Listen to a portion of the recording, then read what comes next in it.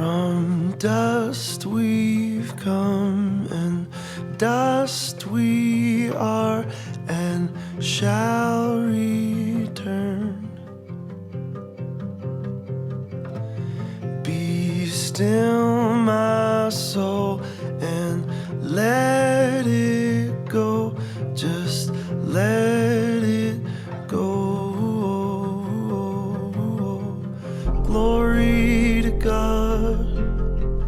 Glory to God in the highest.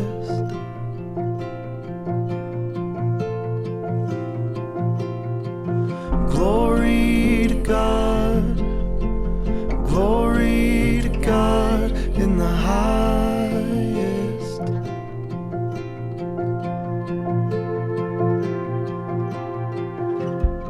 Naked we came and shall return into the grave.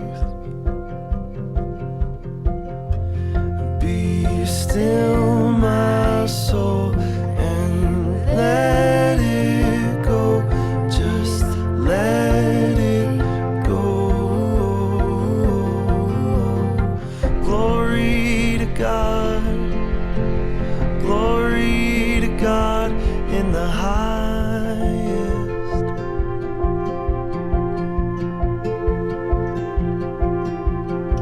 Glory to God. Glory to God in the highest.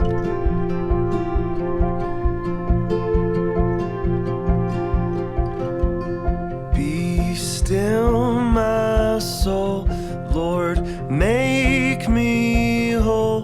Lord, make me whole. Be still, my soul, Lord, make me whole. Lord, make me whole. Lord, make me whole. Be still, my soul, Lord, make me whole. Lord, make me whole. Glory to God. Glory to God. Glory to God. Glory to God.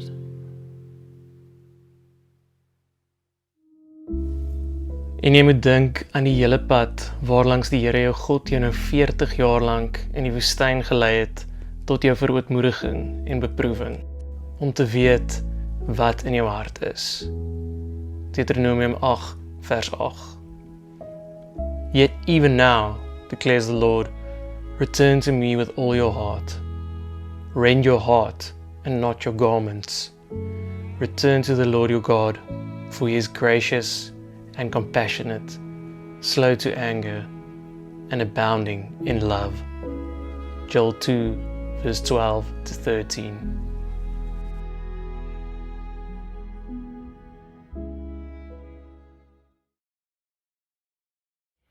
Ek dink ons het almal al hierdie volgende woorde gehoor, of een of ander weergawe daarvan.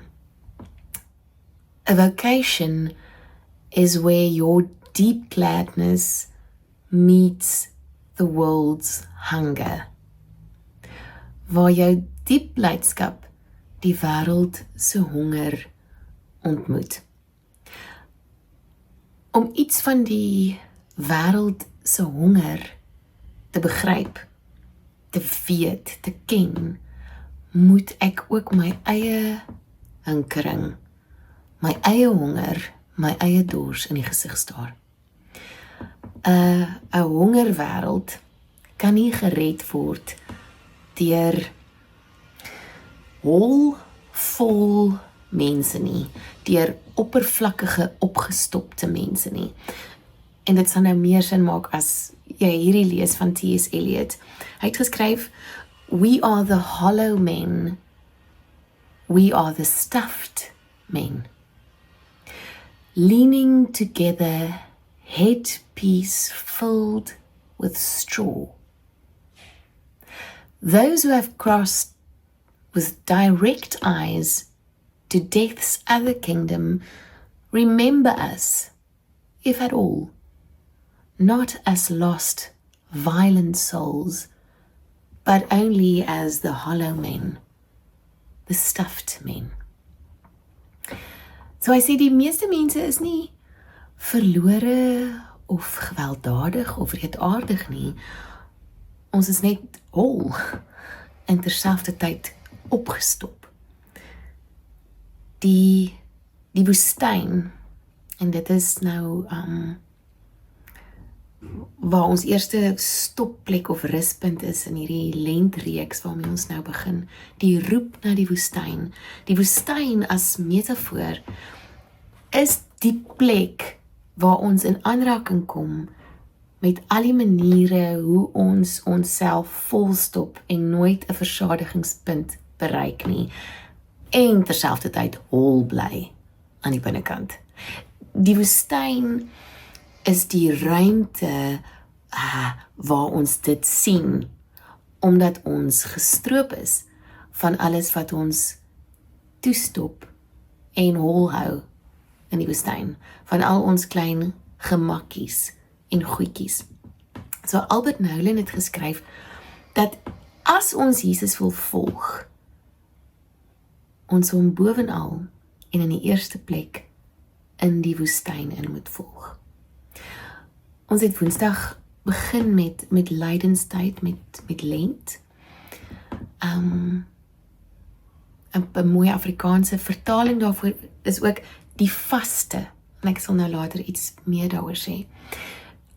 En dis nogal opvallend, en sonder enige oordeel, dat baie Christene, kom ek hou dit by baie Christene, ek wil nie sê vier nie, lydenstyd nie, maar het nie 'n konsep daarvan op die Christelike kalender nie. En as Woensdag die gebruik om met as 'n kruis oor jou voorkop of op jou hand te ontvang, is nog verder weg eintlik uit die natuurlike seisoene waarmee meeste Christene met die kalender omgaan. En dis okay. Maar wat Albert Nolan sê is, as ons sê ons volg Jesus, Jesus is die blou druk van ons geloof.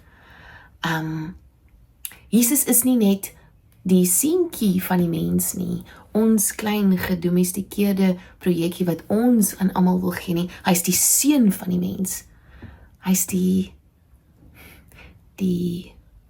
bloudruk. Dan moet ons hom volg in die woestyn in. En dis nogal vir my, as 'n mens lees na die woord en aan die begin van Jesus se loopbaan, se sending, toe hy nou uitgestuur is, net nadat hy gedoop is. So mense nou dink dat Jesus nou volstoom moes wegspring met sy reddingspoging van die aarde, want dit het immers 'n paar dekades gevat om tot hier te kom. En ek stel my voor, mense het vir hom gesê, daar's nie tyd om te mors nie. Let's go. Maar dan gaan hy in die woestyn in, vir 40 dae, op sy eie, behalwe nou vir die duiwel en die wilde diere en die engele, sonder leksede, sonder boeke, sonder kos. Om te wat? As jy 40 dae kon gebruik het om die wêreld te gaan red, moes hy gaan wys hoe mens versoekings weerstaan? Wou hy 'n balkie as God se hoofseun gaan verwerf?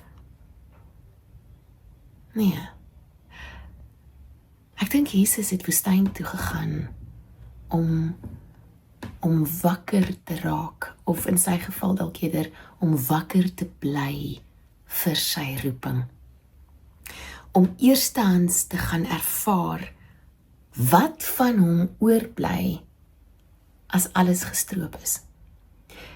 Dit wat die vuur nie kon vat nie, dit wat oorgebly het na die vuur, die spreekwoordelike vuur in hierdie geval, die onwankelbare koninkryk wat ons ontvang het, waarvan die woord praat. Die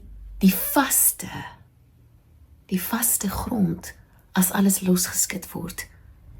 'n onthou, nie net 'n onthou ding van nie, maar 'n onthou wie hy werklik is, 'n onthou, 'n losmaak, 'n verlossing. Die reis van die woestyn in die mitologie het gewoonlik 'n universele patroon. Eers is daar afsondering, wat aan die begin nog eenvoudig en ongekompliseerd lyk. En dan volg die onder onsies, waar dinge kompleks raak. En dan die terugkeer, wat gekenmerk word deur verligte oë en transformasie, 'n wakker raak.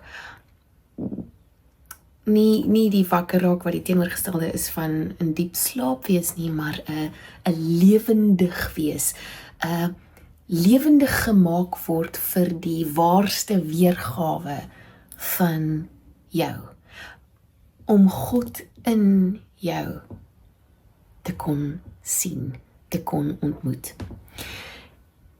Die meeste van ons hunker hierna, na hierdie verligting, na 'n diep vrede, 'n salige stilte van die siel. Maar, soos Auden geskryf het, ons sal eerder geruïneer word, as om te verander. Een van die groot dilemma's van mens wees, wil ek sê van my wees, dat ek weet, voor my siel, soos die psalmdigter, dat my siel aan God verkleef is. Maar om te sterf aan al my illusies, is so ongemaklik, en so seer. Daar is 'n skrif wat sê, in, dink is Deuteronomium 8, en jy moet dink aan die hele pad, waarlangs die Here jou God, jou nou 40 jaar lank in die woestyn gelei het, tot jou verootmoediging en beproewing, om te weet wat in jou hart is.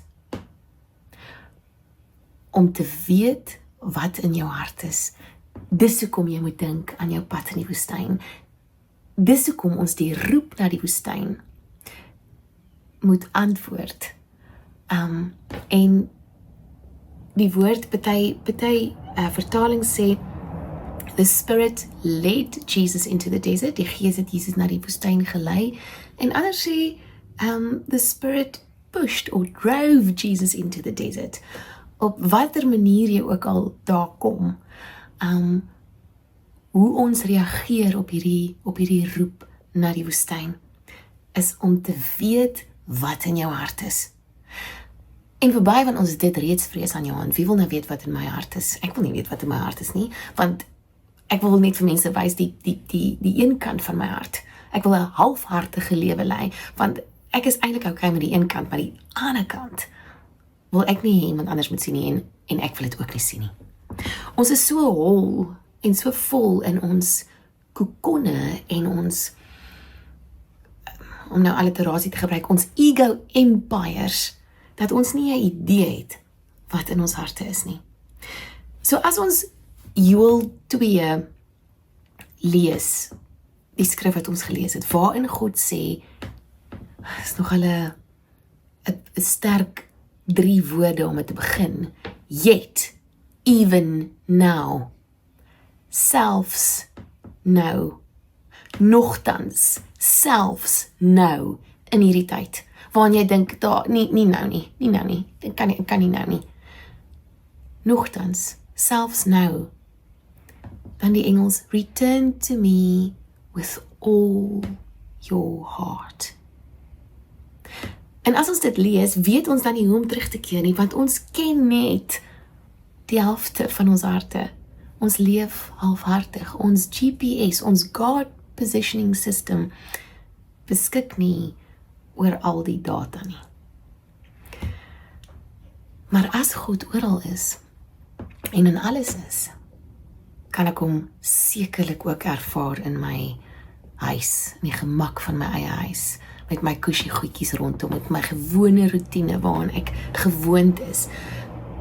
Ja, maar daar word hierdie wonderlike storie vertel oor die kind van 'n rabbi wat sy gebruik was om te gaan wandel in die woud naby hulle huis. En aan die begin het sy pa hom nou maar laat wandel, maar na so 'n tydjie het hy bekommerd begin raak, want die woud is gevaarlik. En die pa het nie geweet wat alles daar skuil nie. En toe besluit hy gaan dit nou maar aanroer, die saak. En hy roep sy seun en hy sê vir hom, ek het opgemerk dat jy elke dag gaan stap in die woud. Ek wonder, hoekom gaan jy so toe? En die seun sê toe vir sy pa, ek gaan daar na toe om vir God te kry. En sy pa antwoord toe sagkens, wel, dis 'n baie goeie ding, en ek is bly jy soek na God, maar my kind, het jy geweet dat God dieselfde is oral? Ja, sê die seun, maar ek is nie. Daar's in ons samelewing twee kragte wat teen mekaar werk. Het Walter Bruggeman verduidelik en Ronald Besuidnout het dit in baie toeganklike Afrikaans in haar boek Woestyn Wysheid vertaal. Dis aan die een kant is daar 'n lekker luisterstorie, veral in die kerk, 'n page turner, 'n slapbandboek. As God aan jou kant is, sal jy, om die grillerige uitdrukking te gebruik, uit jou sokkies geseën word. Dis 'n blitsverkoper omdat dit ons vertel dat ons die beste verdien en dis elke jaar die goed wat ek laas jaar gekoop het, mag vervang.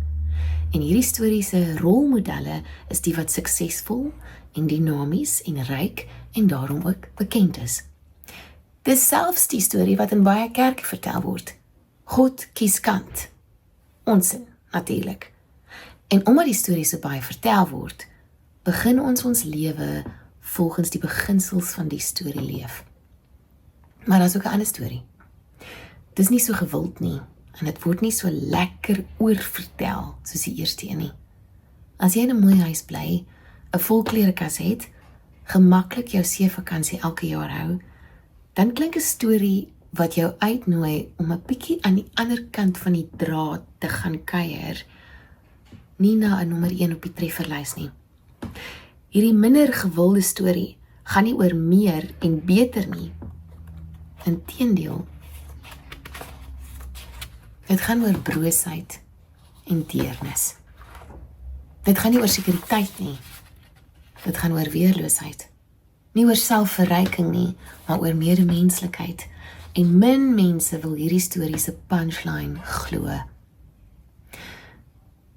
In each one of you, there is a hidden being, still in the deep sleep of childhood. Bring it to life. In each one of you, there is a call, a will, an impulse of nature, an impulse toward the future, the new, the higher. Let it mature.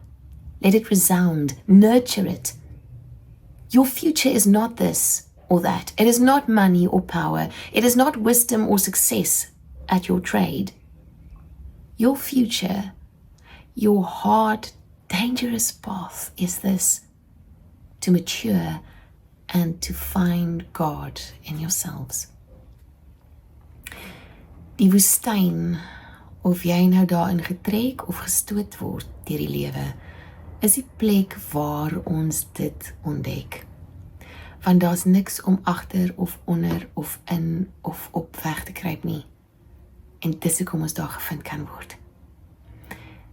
En die punt van die woestyn is nie isolasie of skeiding of punte verwerf op 'n morele telbord nie. Die punt is om wakker te raak, om werklik te sien wat in ons harte is, om te kan sien watter hindernisse en watter mure ons bou om weg te kruip vir die liefde, om te kan sien wat ons weerhou daarvan om te lewe in oorvloed.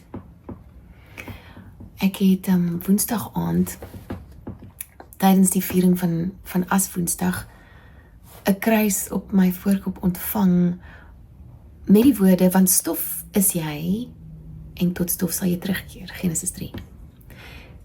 As jy nie weet van watter stoffasie jy gemaak is nie, weet jy niks. As jy nie die waarheid in die gesig staar dat jy gaan doodgaan, en dat die lewe sonder jou kan en gaan aangaan, en dat jou dae getel is nie, dan kan jy ook nie die asem wat God in jou neus geblaas het, soos ons lees in Genesis, om jou 'n lewende wese te maak waardeer nie. Dis stof en asem. Dan gaan jy uit asem raak. Nou die waarheid is nie altyd hoopvol nie, het iemand gesê, maar om die waarheid te vertel is. Om die waarheid te hoor is. 'n dag van oorgee, 'n seisoen van oorgee hierdie lent. En wat 'n verligting is dit in 'n kultuur wat so hoë prys stel op voorgee. En soos die as, dit wat die brand oorleef het, op my voorkop geland het, ek Leonard Cohen se woorde onthou, art is the ashes of a life burned well. Don't make the ashes. Burn well, and the ashes will take care of themselves.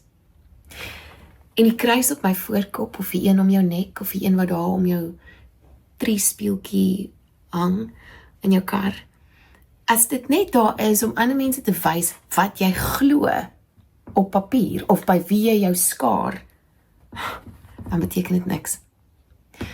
Khalil Gibran het geskryf, daai kruis wat jy om jou nek dra, beteken tog immers dat jy lewe aan die lewe teruggee. Dat jy lewe aan die lewe moet teruggee. Dis wat die kruis beteken. En dan sê hy, maar jy die lewe uit die lewe weggeneem en niks teruggeplaas nie. Mag hierdie seisoen van oorgee en hierdie roep van die woestyn, die inkeer daarvan ons nie uit die lewe wegneem nie, maar aanvuur om lewe aan die lewe terug te gee. Dis vir my eerstens nie 'n uitdaging nie, maar 'n uitnodiging. Dis eintlik 'n belediging vir die propaganda van 'n gemaklike, gedomestikeerde, verdoofde kultuur. Dit sê, gaan en wees wild, God se kind. Gaan brand goed. Gee lewe aan die lewe terug. Keer terug met jou hele hart. Mag ons hierdie uitnodiging aanvaar om in God se teenwoordigheid te weet wat in ons harte is. Ek sluit vir ons af met The Desert Prayer deur Jan Richardson. I am not asking you to take this wilderness from me, to remove this place of starkness where I come to know the wildness within me, where I learn to call the names of the ravenous beasts that pace inside me, to finger the brambles that snake through my veins, to taste the thirst that tugs at my tongue. But send me tough angels, sweet wine, strong bread, just enough. Net genoeg. Amen. Ek hoop jy het 'n baie geseënde lydenstyd lent en dat die uitnodiging daarvan vir jou werklik voel. Met 'n sin van dringendheid wat anders is as die gejaagde dringendheid wat ons elke dag om ons ervaar. Jy kan soos elke Sondag ook finansiëel bydra om hierdie platform aan die gang te hou. Deur die SnapScan kode te gebruik of op Envia se app by te dra, waar die lent stukkies ook elke dag is, of die bankbesonderhede op die web kry. 'n mooi week vir jou.